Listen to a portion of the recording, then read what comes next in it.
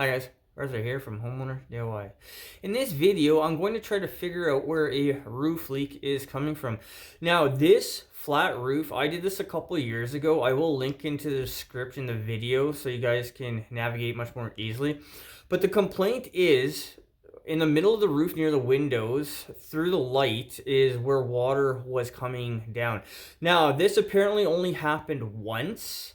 So I don't know if something has recently changed or what's going on, but what I'm going to try to do is figure out where it's leaking from and then what we need to do to fix it. So what we'll do now is we'll look at our setup and how we're going to go about this. Alright guys, so this is a roof that I did a couple of years ago. I'll link into the description for you. So I added this flashing in. I didn't film it last time around. Anyways, I got a complaint about a leak, and it's taken me a couple hours here, but I finally figured out what the issue was. So really quickly, this here is about a 1/2 inch per foot slope. It's a low slope. It's a flat roof essentially, but there's a light right here, and there was water leaking in through the light. So naturally, I thought it was something over here.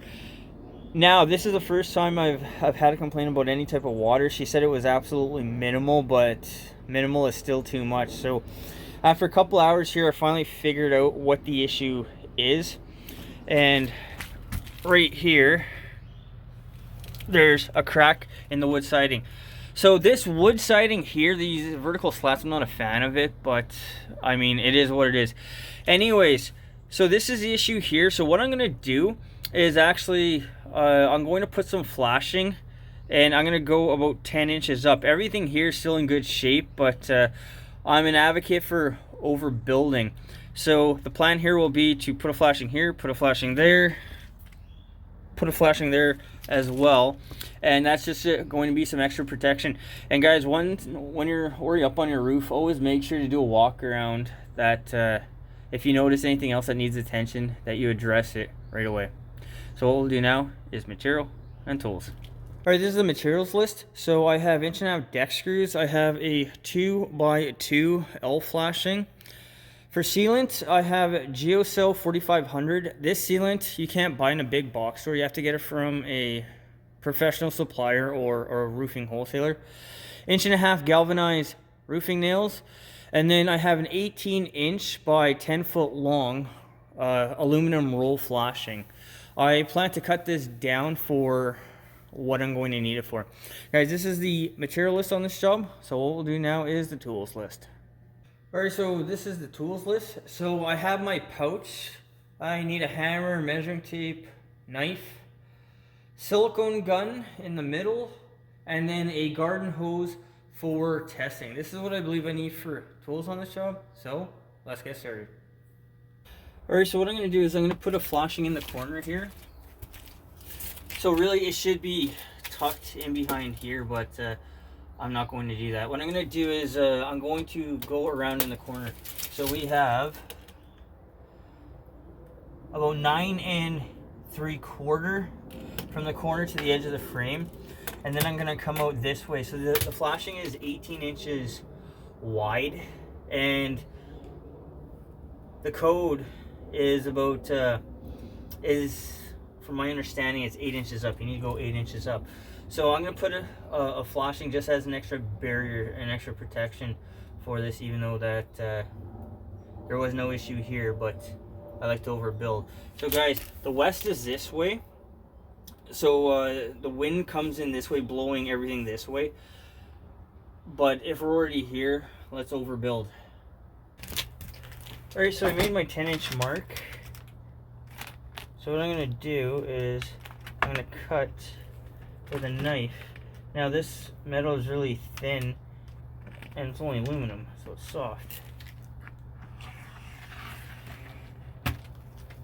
And make sure that you put something underneath, that you're not going to cut into the roof material.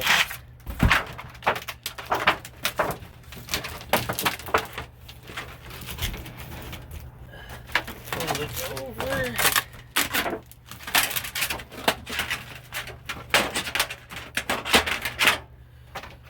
And there you go, we have a nice piece of flashing. Alright, so I made my mark at 10 inches here and here. So what I'm going to do is I'm going to fold right on the line.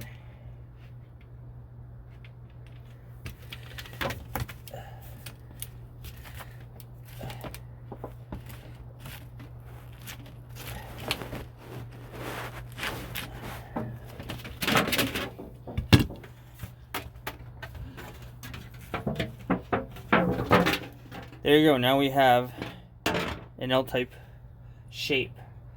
So what I'm going to do is I'm going to install the flashing up on the wall. Okay, so I have my sealant here. So I've got my 3 pieces.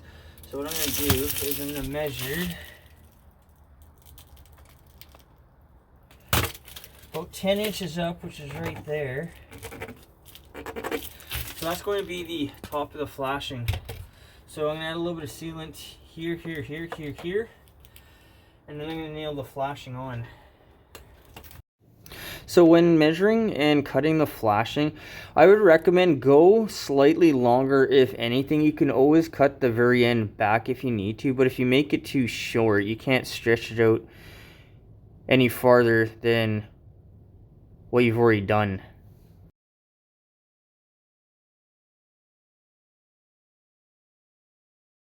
Alright, so I got the first flashing in, so I'm going to put the second one here.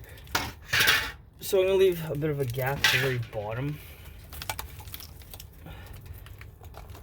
And we're also going to fill up the space.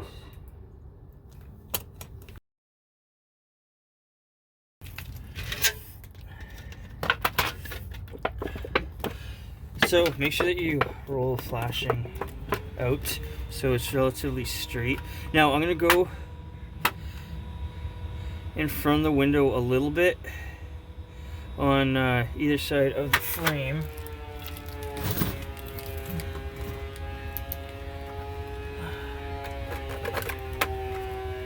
So that'll be at the top.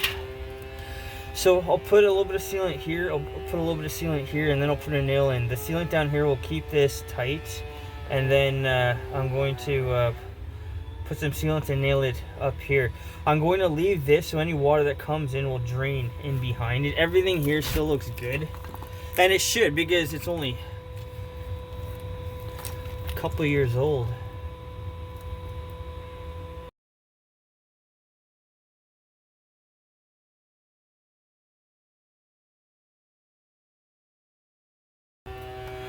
Okay, so the idea is anything that splashes here will hit this, and then it'll just come back down. So now we'll do the third corner. Alright, so I added a little extra sealant here. If anything, if you're unsure, just go ahead and add a little extra. It's better to be safe than sorry. So I didn't mention this on the other one, but make sure that you cut the very corner off, because any water that hits here will want to go downwards. If you leave a 90, then it can potentially want to roll back. But with that in mind, once again, I'll put some sealant at the very top.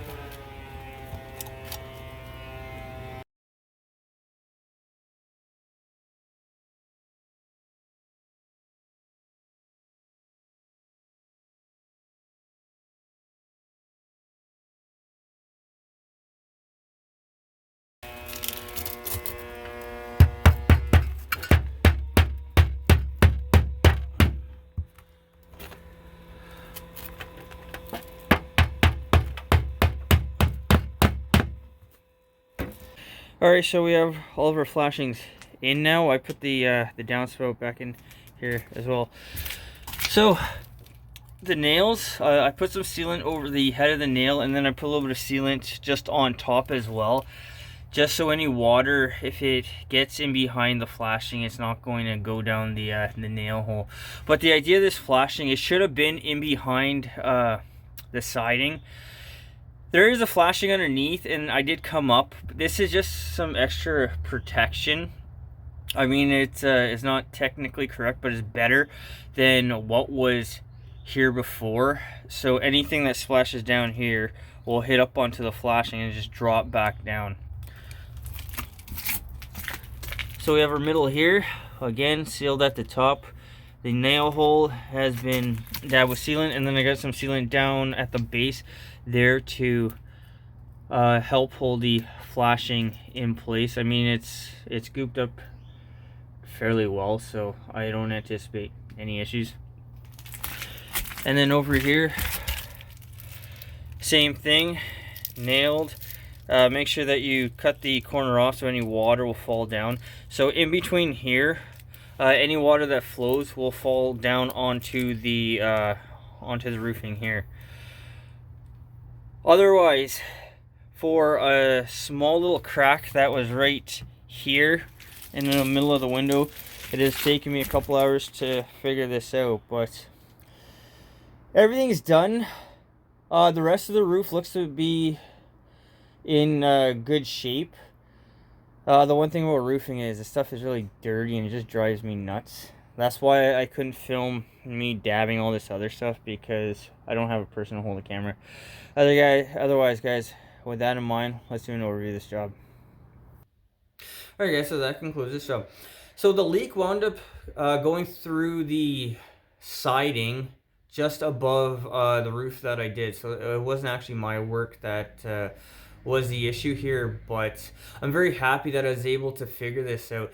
When it comes to leaks, I have seen it with plumbing where a leak was 12 feet away from where it was dripping. So water can flow quite a bit away from where the actual leak is coming from if it's a weeping leak. So that's something to keep in mind when you're trying to troubleshoot where a leak is coming from. Now, there was no attic space or anything like that. That is where I would have gone if I was able to. But if you have a leak in your roof, go to the attic first if you can, because it's easier to look from the bottom to see a water trail than trying to figure it out from the top. So one thing about the flashing. Now, I said earlier that the wind comes from the west, so it blows everything eastward, so the windows are facing towards the east. If the wind came from the opposite side, my approach to this would have been the same, except I would have gone higher with the flashing. I probably would have given it something like a 2-inch overlap, and then I would have gone higher. So guys, keep something in mind when it comes to roofing. Shingles are not waterproof. They shed water. The roll roofing that I did, you have to look at this as basically a big fat swimming pool that water is going to sit in the bottom, and everything has to be watertight. So that is something you have to keep in mind. That's a distinction that you're going to have to make. The time on this job. The time was about 4 hours. It took me about 2 hours alone just to figure out where it was leaking from. I eventually did. Now, with it leaking, water would be splashing up onto the wall. That is why it would take a while for you to notice anyway, to notice anything. I was blasting water into the crack, and it was torrential downpour on the inside when it was finally noticed. But that is one thing you have to keep in mind. Driving rain when it's really windy is going to leak much more prominently than if it's just a typical rainy day that doesn't have like a driving wind. The cost of this job. The cost was about $50. So that's the nails, the flashing, and the sealant.